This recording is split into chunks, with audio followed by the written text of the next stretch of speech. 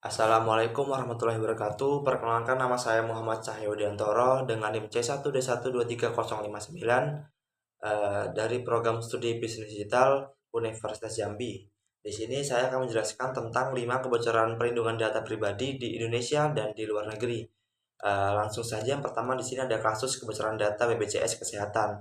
Pada Mei tahun 2021, warga Indonesia dihebohkan dengan kebocoran data secara besar-besaran yang diduga bahwa seorang peretas bernama Koch ini mengklaim bahwa dirinya mempunyai 279 juta data warga Indonesia yang dapat diakses. Data yang diakses yaitu mencakup nik, nama lengkap, tanggal lahir, alamat, dan nomor telepon, besaran gaji hingga status kepegawaian. Kasus ini disebabkan oleh sistem keamanan digital yang lemah, lalu tidak adanya enkripsi kuat dan audit keamanan yang rutin, yang akhirnya berdampak terhadap potensi penipuan, pemalsuan identitas, dan penyalahgunaan data. Lalu dampak terhadap pemerintah yaitu membanyakkan kepercayaan publik terhadap pemerintah. Lanjut untuk yang kedua yaitu kasus Tokopedia, di mana pada Mei 2020 sekitar 91 juta data pengguna Tokopedia bocor, yang mana kita tahu bahwa Tokopedia adalah salah satu e-commerce terbesar di Indonesia, yang akhirnya data para pengguna bisa dicuri. Data yang termasuk adalah nama lengkap, email, nomor HP, dan password. Password. Hal ini disebabkan oleh serangan hacker melalui celah keamanan di sistem database.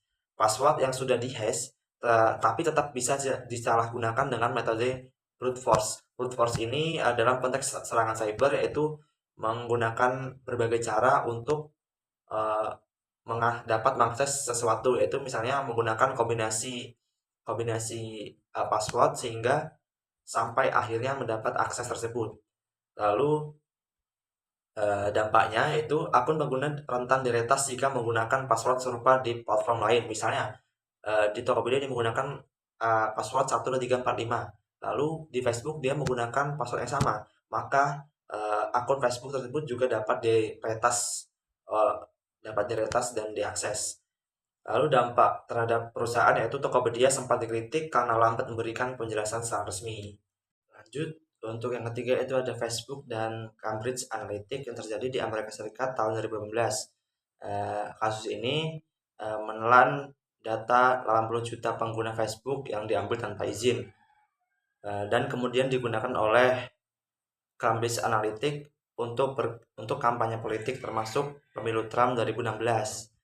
Penyebabnya yaitu Facebook memberikan akses ke data pengguna melalui aplikasi kuis, yang dimana aplikasi kuis yang awalnya dianggap aplikasi biasa, namun kemudian dapat mencuri data dari si pengguna.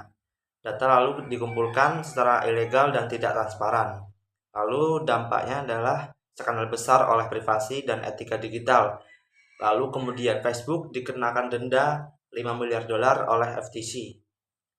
Lanjut untuk yang keempat, di sini ada kebocoran data e-hack Kemenkes 2021, di mana aplikasi e-hack bocor yang berisi data pelaku perjalanan saat pandemi, termasuk hasil tes COVID-19, nama, nik, rumah sakit, dan lain-lain.